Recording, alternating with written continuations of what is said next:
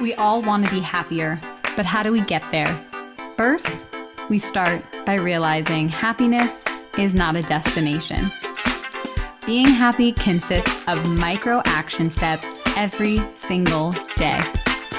I'm your host, Brittny King, and I'm here to guide you along the way.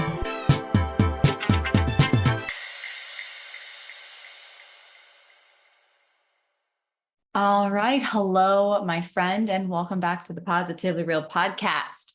I am your host and coach, Brittny King. And how are we feeling today, my friend? I always like to ask how we're feeling. It's always nice to have that intentional check-in because I know I woke up today feeling a little off. And that's just a part of being a human. And that's what inspired me to record this episode today. Because as I'm recording this episode, it's the day after Mother's Day and the day before my podcast goes live on Tuesday. And I just have a lot of thoughts and I have a lot of feelings about Mother's Day. I hope that you had a beautiful day yesterday, however you chose to celebrate, or if you chose not to celebrate. We had a lovely day. We went for a hike, spent time with Mother Nature. I went and worked out. I got to ride podium in one of my favorite instructors' spin class. I went and got my favorite latte. I'm obsessed with the golden milk latte at LGO. They make their own nut milk and it is delicious. So I went and I enjoyed a latte. And then I came home and hung out with my mom. She came over and we had lunch. And then we went swimming with Ellie, which was so fun. And then we wrapped up the day having a early dinner with the fam. And it was just wonderful. And I was thinking about it. It was like my husband was so sweet. He's like, how do I make this the most special day? And I was like, honestly, like what we do on Sunday already is so wonderful. I have time for myself. I get to focus on myself. I get to spend time with my family. And that's all I really want to do. I didn't feel any pressure to do anything big or anything out of the ordinary. And I think I found so much peace in that space. But I also recognized that I was feeling a little off because a couple Mother's Days ago, it was really hard for me. I had experienced a miscarriage in end of 2020, and that Mother's Day in 2021 was rough. It was very hard. And I could feel a little bit of that, which is so interesting because I never being in such a different place than where I was at that time, but having that feeling in my body. So that's what inspired this episode today. So I have a lot of post-Mother Day thoughts, and I want to share them with you. The journey into motherhood is complex and it's incredibly emotional. And I thought I would share kind of my experience and how I have worked through it being, 15 months into the journey. 15 months is not a lot of time compared to the whole experience, but I do have perspective from where I was last year to where I am today. But before I get into this episode, I do want to take a moment to share to my mamas or women out there that yesterday maybe wasn't a day full of joy and bliss, because I know that Mother's Day can be emotionally charged for many of us. That was me a couple of years ago. So just want you to know that I was thinking about you yesterday, and especially if you spent time on Instagram, there was momgrams everywhere and it was lovely. I was loving seeing what people were doing for Mother's Day and what their thoughts were. But I do remember feeling super triggered when I was on Instagram. And I just remember that feeling that I had. And even though my experience right now is so different, I could still feel that in my body. So if you have a strained relationship with your own mother, or you've experienced loss of a mother figure in your life, or you've lost your mom, 10 years ago or a couple months ago, or if your journey into motherhood was difficult, if you've been challenged by fertility struggles, loss, or other challenges, I just want to let you know that I see you and your experience is valid. What you are feeling is valid. There is nothing wrong. Even if you're living the most amazing life and everything is great, if you've been challenged by fertility, and you're not where you thought you would be, I just want you to honor how you're feeling.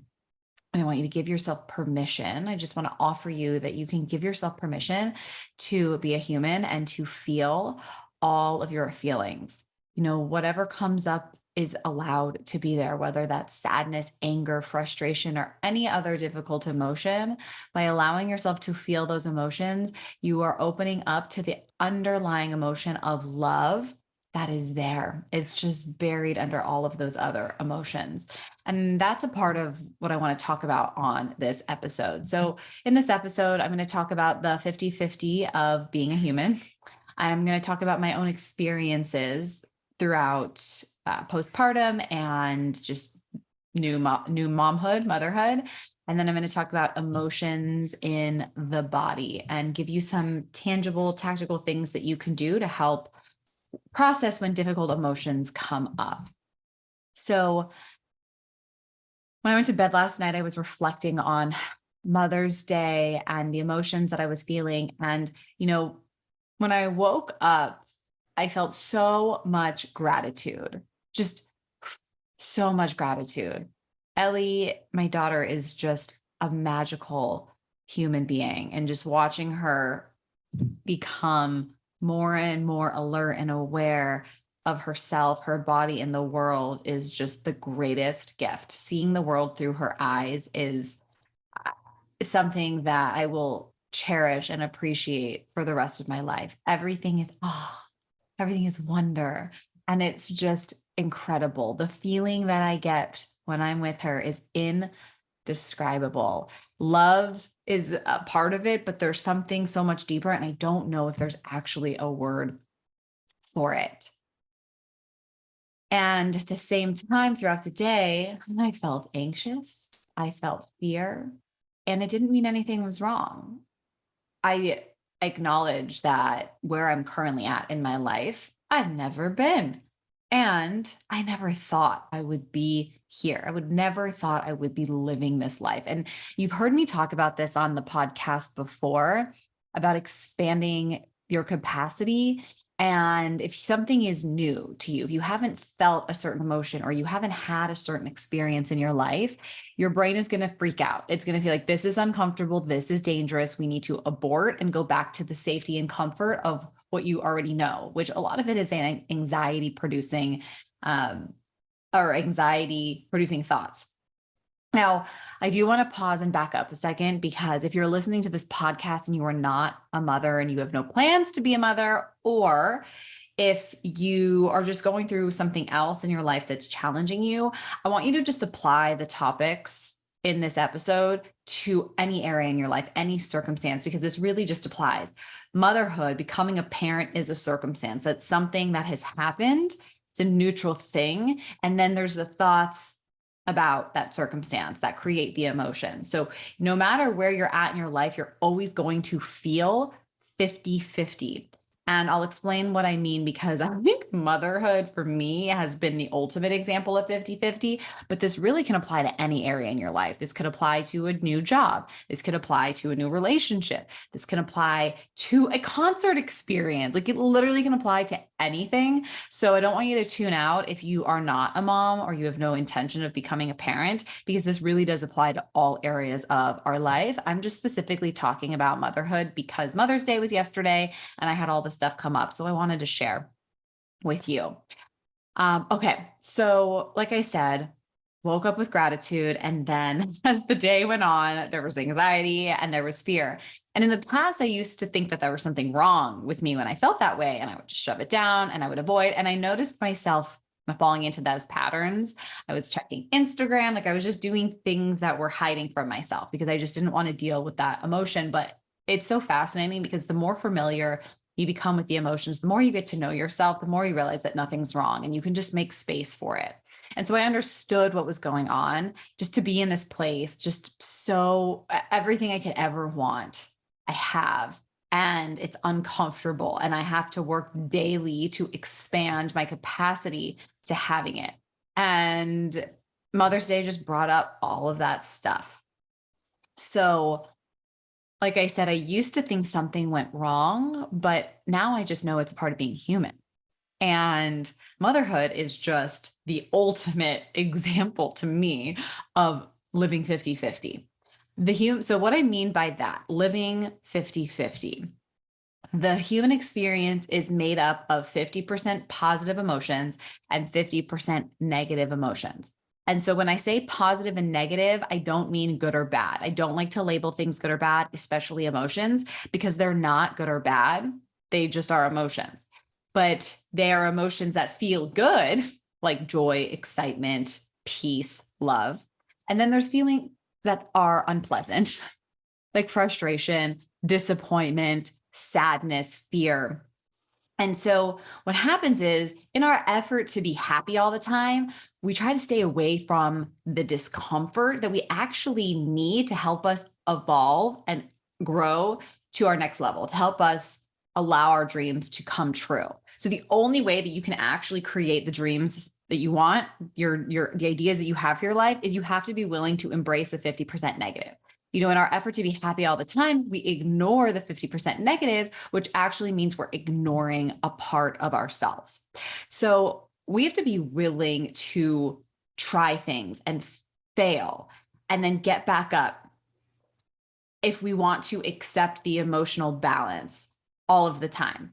Because everything that we want, that quote, everything you want is on the other side of your comfort zone. Everything you want is on the other side of fear. Whatever that quote is, it's true, because if you allow yourself to feel the emotion, right? If you feel the anxiety, if you feel the fear, if you feel the frustration, any emotion that comes up, what you want is just waiting on the other side. And that was especially true for me yesterday. When I felt anxious, I just allowed myself to be with it. I allowed myself to be with it, because then when I was back in the pool hanging out with my daughter, we were splashing and she was just giggling. I felt so much joy in my body. I could cry right now just thinking about that experience. And I just imagine if I ignored the anxiety that I was feeling, if I was ignoring that emotion, I wouldn't have been able to fully be in that moment with her. And this is so important, because this is what makes up being a human being. This is the human experience. This is what we agreed to when we were like, all right, we're coming to Earth. Whatever we need to learn at Earth School, this is what it is. It's how to be a human. It's how to feel all of our emotions. And this is particularly hard because our society has made feeling our emotions a bad thing. We live in a world that tells us that we're too sensitive, to shove it down, to ignore it. So then we think something is wrong when we are feeling emotions, when in fact, there's nothing that's wrong. It's just we're a human being. And when we're not happy all the time, that also means that we're doing it right, because we're not supposed to be happy all of the time. We are just, it is so unrealistic, because if something terrible happens in the world, we don't want to have to choose thoughts that make us feel happy. Our thoughts are always creating how we feel. And even if we're not aware of the thoughts, there is some belief pattern, there is some experience that we had thoughts about that create how we feel. And this means if you want to be happy all of the time, when you lose someone or there's an injustice in the world that you don't agree with, you would have to be happy about it. And we don't want that. I mean, at least I don't want that. I want to be able to feel those emotions. I want to feel angry. I don't want to feel okay about things that I don't agree with happening. This really allows me to stay in alignment with who I am and who I want to be in the world. So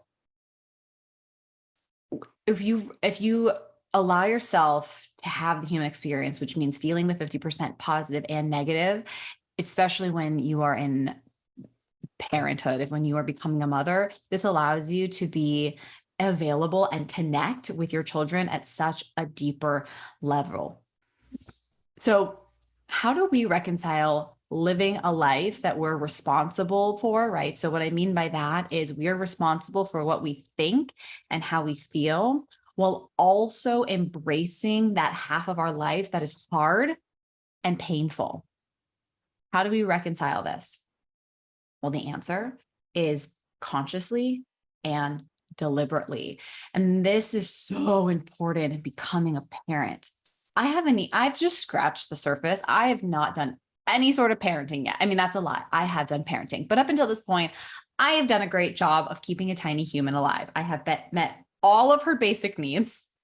And it's been just so fascinating. It's been fascinating what's come up for me in that experience, but also as the parenting begins to evolve, as she has thoughts and opinions and emotions, the way that I'm going to embrace the discomfort that comes with that is by being conscious and deliberate about what I think and how I feel. You just always have to be on to yourself. You always have to be intentional about what you're thinking, because your brain is always going to default to the negative. It's always going to default to the unconscious, especially when you're experiencing a negative emotion. Our brain's number one motivator. And we talk about the motivational triad. The number one motivator of our brain is to avoid pain. And so if we associate pain with the difficult emotions that we feel. So when we're experiencing a difficult emotion and we don't have the skills to process it or allow it, we default to unconscious. We default to our phone. We default to eating food that doesn't make us feel good. We default to online shopping, over drinking, all of the things. When if we just allow ourselves to be with it and we're conscious of it, that allows us to get to the other side and experience the magic that is on the other side. So that's the 50-50 of life. And I think the first thing to do, especially if in motherhood, is to just embrace it. I think about Instagram. It's like I look at my feed and you see all these lovely photos of me and my daughter and our family. And I will say there's so much love and it is so magical and it feels so good. And you see that 50%, but then the other 50% is the fear. The other 50% is the worry. The other 50% is the insecurities. The other 50% is the comparison. I mean, there is this whole other side of my experience that you don't see all the time. I talk about it very openly. I talk about it with my friends, family, my clients. I don't hide it, but it's really easy to look at someone's life and be like, oh, like they have it all figured out. Everything is working perfect, whatever. But that's not true. It's impossible to have that 100% positive experience all of the time. So I want to talk about my experience with postpartum anxiety, because this was really fascinating. I knew that postpartum was going to be a trip. I knew this. I spent more time preparing for postpartum than I did my birth. I read books, I listened to podcasts, I did all of the things. I got all the things in place. I got the support that I needed, and it kicked my ass still.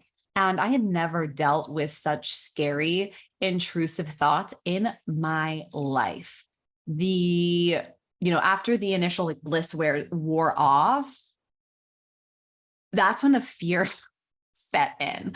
And I had so many scary thoughts. It was some of the thoughts I can't even say out loud because they were so scary and they were so violent and so intense.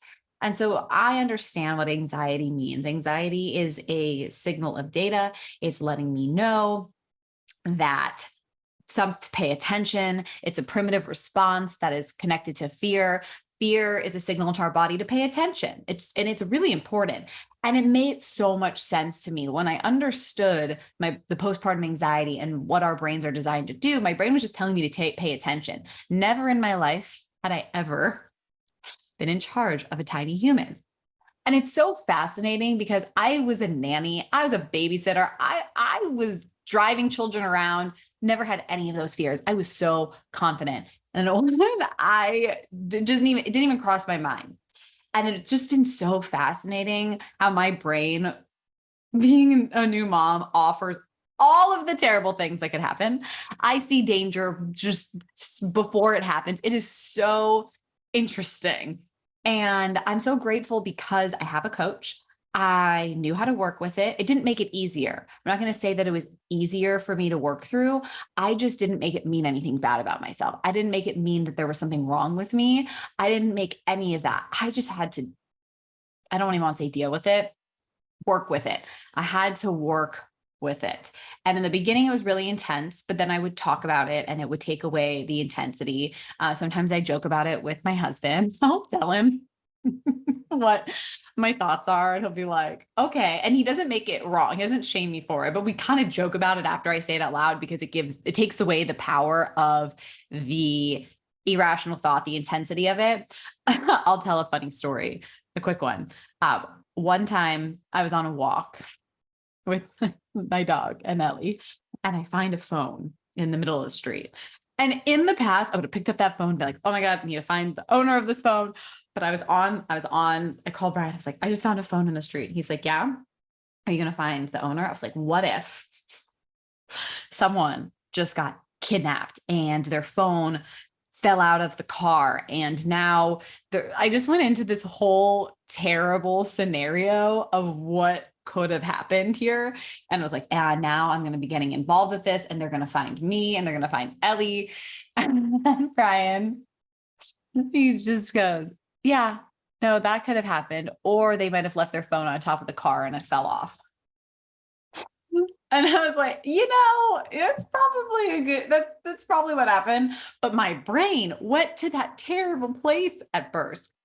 And instead of making it wrong, I just acknowledged that my brain has completely changed, and it sees things differently because my brain's job is for protection and survival of tiny human. And it's just one of those things where the more that you understand it and work with it and allow yourself to be okay with it, the better off your experience will be. It doesn't make it, that you don't have these negative thoughts. It just makes it less wrong, because you can fall into a really dark spiral if you don't give yourself space from it. If you do make it wrong, if you listen to them all of the time. The thing about anxiety and fear that is so important is checking in with if it's rational and if you can do something about it right away. For me, it's when I say those scary thoughts out loud, I'm like, okay, this is a valid fear. This is a totally valid fear. And the likelihood of this happening it's not very high, but at least I can acknowledge it and not ignore it, because the more you ignore something, the more it grows. And that's what really helped me work through the postpartum anxiety. I will say now that I'm at 15 months, it is minimal, like very minimal. And if it comes up, I just understand how to work with it. And it's so important to be able to do that and not ignore the emotions that come up. It's just, here it is, I'm acknowledging it, and now I can move through it. I will say though, if it becomes to the point where it's crippling and you can't do anything and you're physically stuck, it is so important to reach out for help. There are so many amazing resources out there for postpartum help in particular that I 100% support. And I honestly, if I didn't get out of that bubble in the first 4 to 5 months, I 100% would have sought professional help, because I had a coach and I do the work. But if it overwhelmed me to the point where I couldn't do anything about it, I definitely would have sought out help. But I didn't need to, because I had the support that I needed. I had a coach, I had my own tools, and I also do a lot of body work, a lot of somatic releasing. So it helps me really work through those emotions so they didn't get stuck in my body. So this is the 50-50 that most people don't see, right? They see the happy mom, the happy baby, the beautiful family, but they don't see that postpartum anxiety, right? They don't necessarily see the mom guilt, the comparison. You don't see what other things, the scary intrusive thoughts, the mom guilt, the comparison trap. I mean, those were some real, and then body insecurity. You don't see these things because we only focus, like we present ourselves in a way out there in the world that doesn't tell that story. But I just do think it's so important to acknowledge it. And again, I'm not sharing this for you to be like, send me any sympathy or to tell me, give me resources. I am sharing this to normalize the experience. If you are new to motherhood, or you're about to become a mom, or even if you're a seasoned vet, even if you have multiple children, this experience is so normal. And I I don't think it's talked about enough. We do focus so much on just be happy. You have a beautiful family and healthy children, which is wonderful, but we don't want to ignore this other 50% that is really hard. It's hard. It's not easy. I think for me, the hardest thing that I dealt with, other than the postpartum anxiety, which I felt like I had that under control, the hardest thing that I dealt with was the identity crisis. I was not expecting that. I read about it, talked to other people about it, but man, that identity crisis after baby is real. Turns your whole world upside down. Even having conversations or doing things that you once liked to do feels totally different. And I will say, now that I'm 15 months out of it, I feel so much more grounded and confident in who I am and what I'm doing. And it just took that time. It took losing myself to find myself. When I gave birth, I birthed a new version of myself, and I had to get to know her again. And it takes time. It takes time to build a new relationship. And I can comfortably and confidently say how much I love her and how grateful I am for everything that she went through to get me to here today. There are highs, there are lows, and everything in between. And if I didn't allow myself to be with my emotions, I don't think I would be in this place right now. And I will say, even though I'm in this place right now, I am still experiencing 50% positive and 50% negative. And yesterday was such a beautiful example of that. So I want to talk about the emotions in our body, because the mind-body connection is real. You cannot deny it. You cannot deny it. We don't even have to go all sciencey right now. You just have to take a moment to really listen to your body after you think a thought. So really listen, try it right now. Think a thought on purpose. It could be, I love learning. It could be something about what you're doing today. It could be a thought about yourself. And then just listen in your body. What does that create? What vibration does that create? We select our emotions on purpose by what we think. Now, this doesn't mean that you need to select thoughts that make you feel happy and positive all the time, right? Like I said, in my example is, you see 50% positive on people's social media, the high highs, but what you don't see is what's on the other side. Okay. What you don't see is that 50% negative experience. And being open and allowing yourself to feel all the fears and not ignore the parts of yourself allows you to experience the joy and happiness on the other side. This is so important, because once you allow yourself to be in this place of understanding and accepting that being a human is 50-50, this gives you that full permission to enjoy your life. And when you're not feeling positive, that means that you are living the experience. When you are not allowing yourself to feel those negative emotions, you end up hiding from yourself. And that creates a negative consequence in your life. So if you are doing things that are avoidant behaviors, that are suppressing behaviors like social media, drinking, overeating, this is how you hide from yourself. And so when you hide from yourself, you cannot grow, you cannot evolve. The only way to grow your capacity is to allow yourself to feel. And, I've experienced this on smaller levels, but I will say motherhood has really opened me up to this understanding. And I have experienced it on a deep inner knowing, because the beginning of becoming a parent, it was just so terrifying. You just like, I don't want to mess this up. I'm so afraid of this little tiny human that seems so fragile and vulnerable, and they just 100% depend on me. And then as you start doing it, as time goes on, you feel more confident, and your capacity grows more and more and more. A lot of times, our thoughts create how we feel.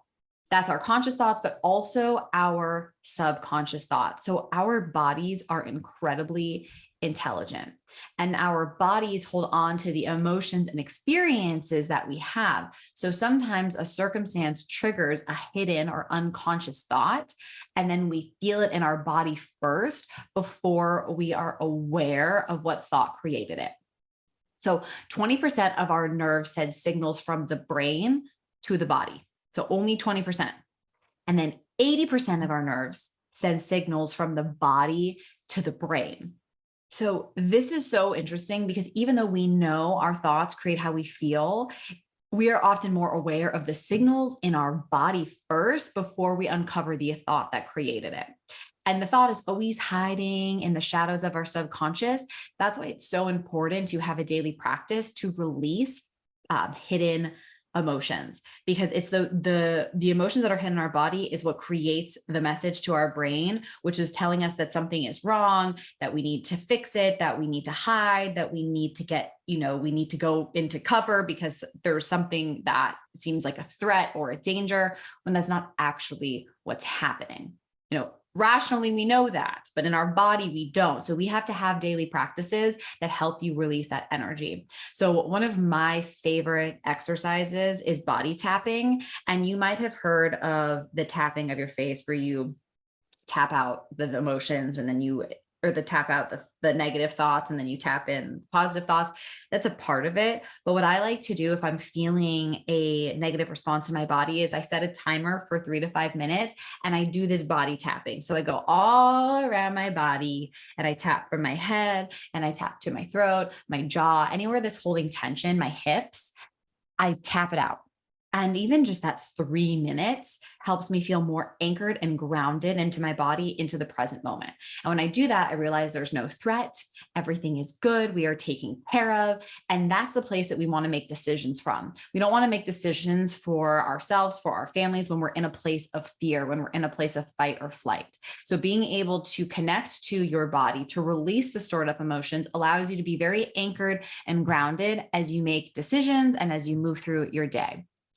So I felt very compelled to share this episode with you because I think, we hear either the 50% negative of motherhood, right? We feel about all the terrible things, but then we also ignore the positive, wonderful things. And I think it's just important to talk about both, talk about the 50-50, because through my experience, the negative that I have endured has made them amazing experiences on the other side just so much more meaningful, so much more impactful. There's just these simple moments that happen in our day that I am so grateful that I'm grounded and present for, because they seem on the outside, they would seem so minor, but on the inside, they feel so big. Like moments of just laying in the playroom and Ellie just starting to giggle and laugh, or the way that she says mama. She says it like mama, and it just melts my whole entire body. The way that she laughs and she tells a joke, like she literally makes jokes and then she laughs at her own jokes. And it is the most amazing thing. Even when we are just on our hikes and she's behind me and I can't see her and she just taps my head gently or puts her hand on my shoulder. These are really small moments, but because I'm present and grounded, I get to experience the magic of it. And if I'm not present or grounded, or I'm worried about what could happen, I miss out on those. And that's why I felt really compelled to share that with you, because whether or not you're a parent, this is just life in general. We miss out on our life when we're spending so much time trying to avoid how we're feeling. And again, it is so unconscious, we're not even aware of it. So one of the questions I want to leave you with and help you uncover if you are allowing yourself to feel negative emotion is asking yourself, in what ways do I hide from myself?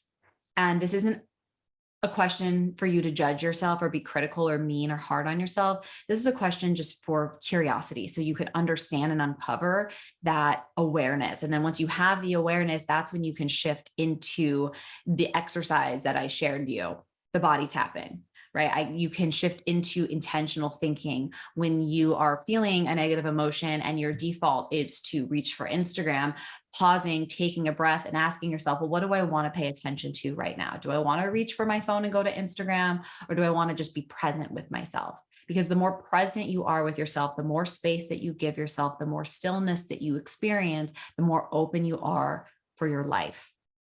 So that is what I have for you today, my friend. I hope that you enjoyed this episode. If you're local and you're in Phoenix, I am leading a workshop for mamas at Body, which is an amazing studio in Scottsdale.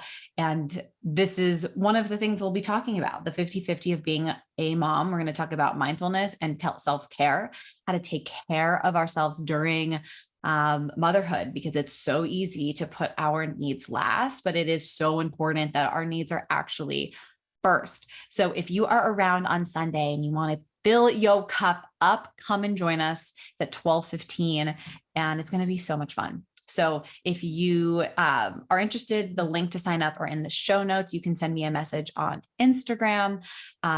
If you enjoyed this episode, I would love to hear your thoughts about it. So please send me a message. And if you are enjoying the podcast, as always, I would be so grateful for a review. Your reviews are how I spread this message and share it with more people.